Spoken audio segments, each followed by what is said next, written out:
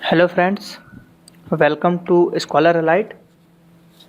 आज इस वीडियो में मैं आपको मध्य प्रदेश जीके क्विज़ का पार्ट 2 बताने जा रहा हूं, जो कि MPPSC, MP police, ASI assistant sub inspector और कांस्टेबल की जो वैकेंसी अभी फ़िलहाल में चल रही है ना, उससे रिलेटेड क्वेश्चन बता रहा हूँ, है ना। है हर एग्ज़ाम के लिए इंपॉर्टेंट। एमपी के जितने भी व्यापम के द्वारा कराए जाते हैं एग्ज़ाम और स्टेट लेवल के जो भी एग्ज़ाम होते हैं जहाँ पे मध्य प्रदेश का जीके पूछा जाता है, उससे रिलेटेड सभी क्वेश्चनों को मैं कवर करने की कोशिश करूँगा। तो ये आज पार्ट 2 है। पार्ट 1 में अपलोड कर चुका हूँ ऑलरेडी, तो पहले आप पार्ट 1 देखें, देन पार्ट 2 देखें। ऐसे ही इसकी सीरीज़ आएगी, पार्ट 10, 11, 12, बहुत लंबी सीरीज़ चलेगी। तो एमपीपीएससी का पेपर अभी सबसे पहले होगा, तो पीएससी के लोग टारगेट कर सकते हैं इस वीडियो के थ्रू।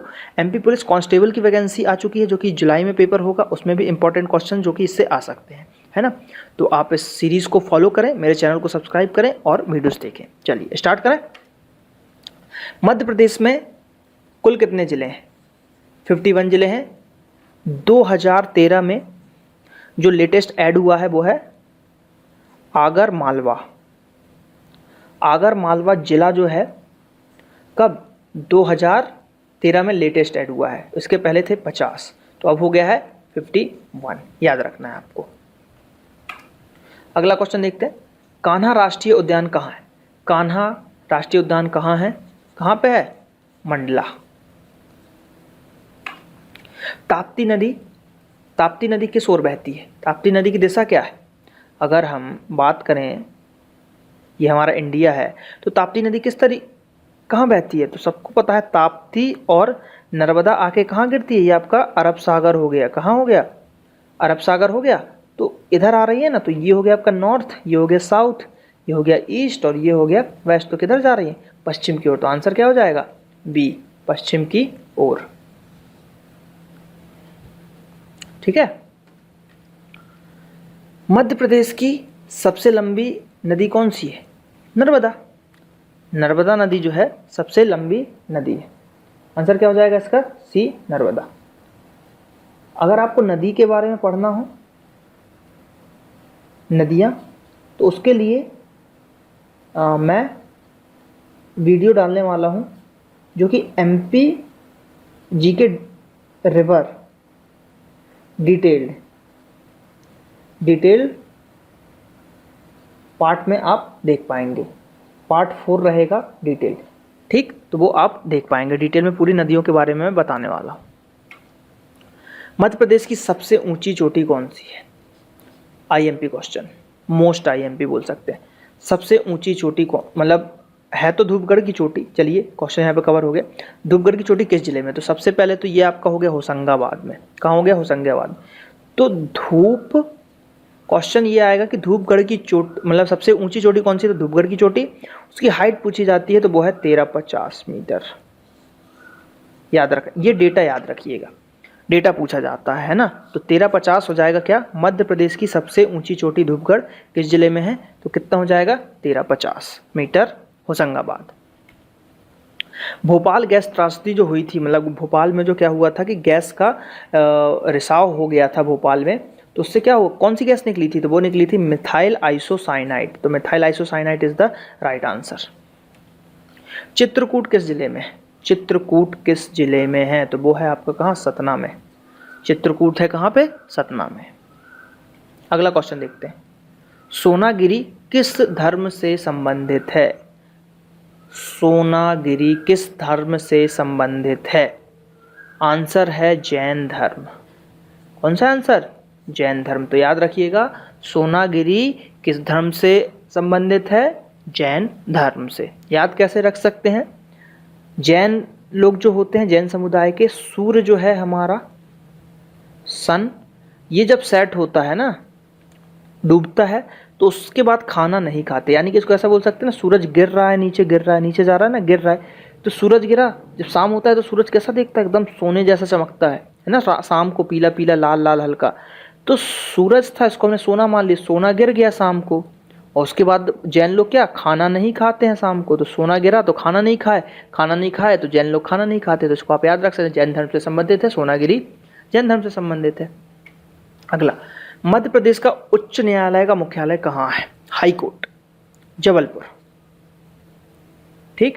हाई कोर्ट का मुख्यालय कहाँ पे? जबलपुर में है। ठीक। अगला, ओरछा किस नदी के किनारे स्थित है? ओरछा, ठीक है। तो ओरछा जो है किस नदी के किनारे है? ये शायद एसआई में क्वेश्चन आ चुका है। एमपी पुलिस एसआई की बात करें तो ये पूछा जा चुका है। ओरछा किस नदी के किनारे पे है? तो ओरछा है आपका बेतवा। बेतवा नदी के किनारे है आपका ओरछा। ओरछा को देखने के लिए हम बेताब रहते हैं, इसे याद कर सकते हैं।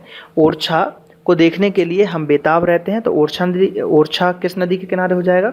ओरछा हो जाएगा आपका बेतवा नदी के किनारे।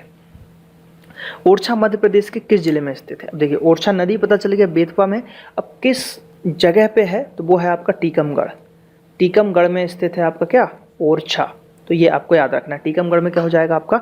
ओरछा। झीलों की नगरी किसे कहा जाता है? बताने की जरूरत ही नहीं है आपको, लगता है Bhopal. Bhopal is the right answer. झीलों की नगरी किसे कहा जाता है? भोपाल को। अगला, सांची किस जिले में है? सांची, तो सांची कहाँ पे है आपका? रायसेन में। कहाँ पे? रायसेन में। और एक चीज फैक्ट, सांची क्वेश्चन आता है, सांची का स्तूप, सांची का स्तूप किसने बनवाया? क्वेश्चन ये आता है सांची का स्तूप किसने बनाया? तो पता होगा, अशोक, अशोक, महान अशोक। ठीक, महान अशोक ने बनाया, चंद्रगुप्त मौर्य के पोते ने। ठीक। सांची किस जिले में है? तो रायसेन में। मध्य प्रदेश का प्रथम हिंदी अखबार कौन सा है? मध्य प्रदेश का प्रथम हिंदी अखबार कौन सा है? तो वो है आपका मालवा अखबार। ठीक। आईएमपी क्वेश्चन है, याद रखिएगा, डायरेक्ट याद रखना पड़ेगा। मालवा अखबार क्या है? मध्य प्रदेश का प्रथम हिंदी अखबार। कौन सा? मालवा। नर्मदा नदी का उद्गम स्थल है, नर्मदा नदी जो है उसका उद्गम स्थल है, कहाँ से है? अमरकंटक। कहाँ से है? अमरकंटक से निकली। एक और नदी कौन सी निकली है अमरकंटक से? वो है सोन नदी। सोन नदी भी निकली है आपकी अमरकंटक से, तो याद रखिएगा, सोन और नर्मदा, सोन और नर्मदा कहाँ से निकली है? Amarkantak.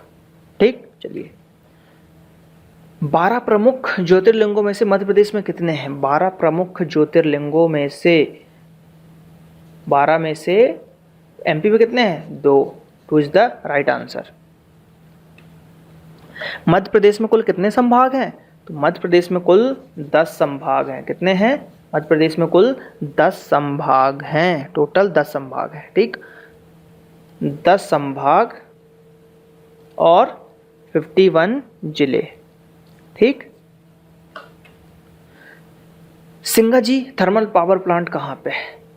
Singaji thermal power plant कहाँ पे है? तो वो है आपका खंडवा। तो सिंगाजी का, और खंडवा में है। सिंगाजी का मेला भी लगता है, सिंगाजी का मेला भी जो है आपको कहाँ लगता है? खंडवा में। तो ये भी याद करिए, सिंगाजी का मेला और सिंगाजी थर्मल पावर प्लांट कहाँ पे हो जाएगा आपका? खंडवा में हो जाएगा। ठीक है, तो दोनों आप याद रख सकते हैं। ठीक है, तो सिंगाजी थर्मल पावर प्लांट हो गया और सिंगाजी का मेला भी हो गया, कहाँ? खंडवा में। ठीक। सिंगाजी अब थर्मल पावर प्लांट, इसकी क्षमता कितनी है ना, कितने मेगावाट ये बिजली बनाती है? तो ये बनाती है आपकी 1200 मेगावाट। 1200 मेगावाट की ये बिजली बनाती है। सिंगाजी थर्मल पावर प्लांट कहाँ पे है? खंडवा में है। तो सिंगाजी थर्मल पावर प्लांट कहाँ पे हो गया आपका? खंडवा में हो गया। अब सिंगाजी पावर थर्मल प्लांट मतलब किस कंपनी का है ना, किस कंपनी का है? तो भाई बनी सी बात है, वो है कहाँ? आपका खंडवा में। और खंडवा किसके अंतर्गत आता है? एमपी में आता है। तो कौन बनाएगा? Madhya Pradesh power generation company limited. ठीक है, चलिए कोई दिक्कत नहीं है। अगला, रेवा के नाम से जानी जाने वाली नदी कौन सी है? रेवा। रेवा के नाम से किसको जाना जाता है? तो वो है आपकी नर्मदा नदी। नर्मदा नदी जो है इसका पुराना नाम था रेवा, याद रखिएगा। ठीक है, चलिए अगला देखते हैं। कपिल धारा जलप्रपात कहाँ पे है? कपिल धारा जलप्रपात किस नदी पे है? तो वो है आपका नर्मदा नदी पे। आपको एमपी के जलप्रपात याद करने हो तो मेरे चैनल में जाके सर्च कीजिए, एमपी जी के डिटेल्ड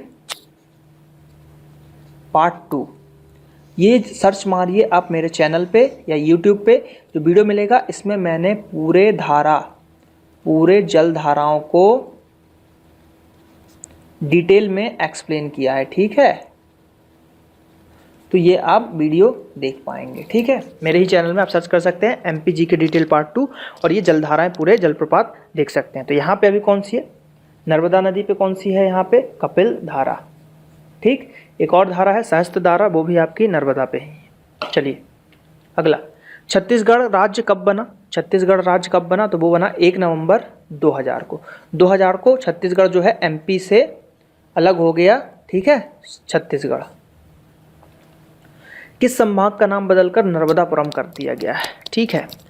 तो होशंगाबाद जो है इसका नाम बदल के क्या कर दिया गया है, नर्मदापुरम। क्या कर दिया गया है, नर्मदापुरम। तो ये आपको याद रखना है। यहाँ पे आप क्या देख पाएंगे, एमपीजी के क्विज पार्ट 1 देख पाएंगे और जैसे ही पार्ट 3 में अपलोड करूँगा तो ये एमपीजी के क्विज पार्ट 3 एक्टिवेट हो जाएगी, तो आप इसको भी देख सकते हैं। तो अभी आप पार्ट 1 देख सकते हैं और पार्ट 3 जल्द ही मैं अपलोड करूँगा, तो जैसे ही ये लिंक एक्टिवेट हो जाएगी, मतलब वीडियो अपलोड होगा तो ये लिंक एक्टिवेट हो जाएगी, ठीक है।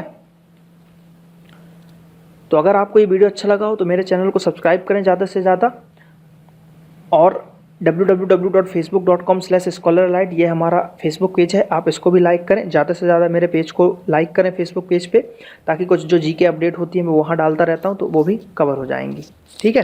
चलिए, थैंक यू।